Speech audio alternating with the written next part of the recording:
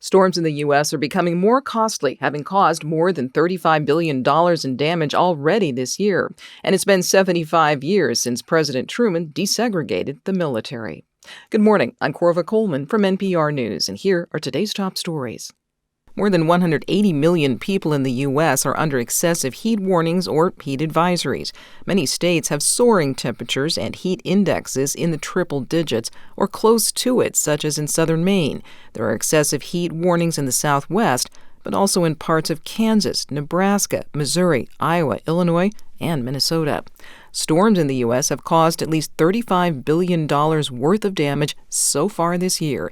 NPR's Rebecca Hersher tells us that's according to a report from the German insurance company Munich Re. Storms have caused significant damage across the central and southern U.S. this year.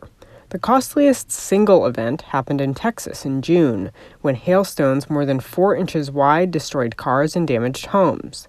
Losses in the tens of billions of dollars from such storms used to be rare, the authors point out, but are now a regular occurrence. One reason is that people are moving to places that are prone to severe thunderstorms and tornadoes. The storms themselves may also be getting worse. Scientists are still working to understand the potential connection between severe thunderstorms and climate change, but climate models suggest a warmer atmosphere supports powerful thunderstorms that can spawn tornadoes. Rebecca Hersher, NPR News. The Justice Department is asking a federal judge to order Texas to remove a floating barrier in the Rio Grande. Texas Governor Greg Abbott ordered the buoys placed to stop migrants from crossing. Texas Public Radio's Dan Katz has more. The area around Eagle Pass where the buoys have been installed is a hotspot for border crossings and an already dangerous part of the Rio Grande to cross. There have been 89 deaths and 249 water rescues in the area since 2018. According to an affidavit from the U.S. Border Patrol chief.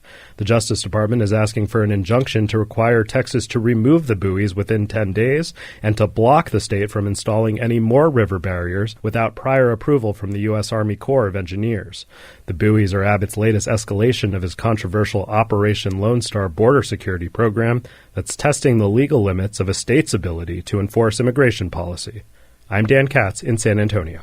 75 years ago this week, President Harry Truman signed an executive order desegregating the U.S. military.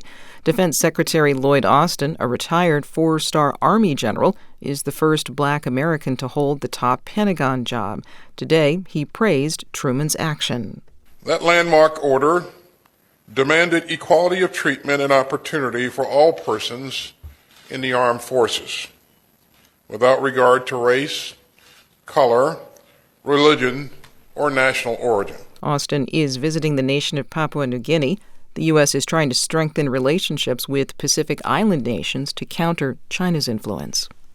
This is NPR.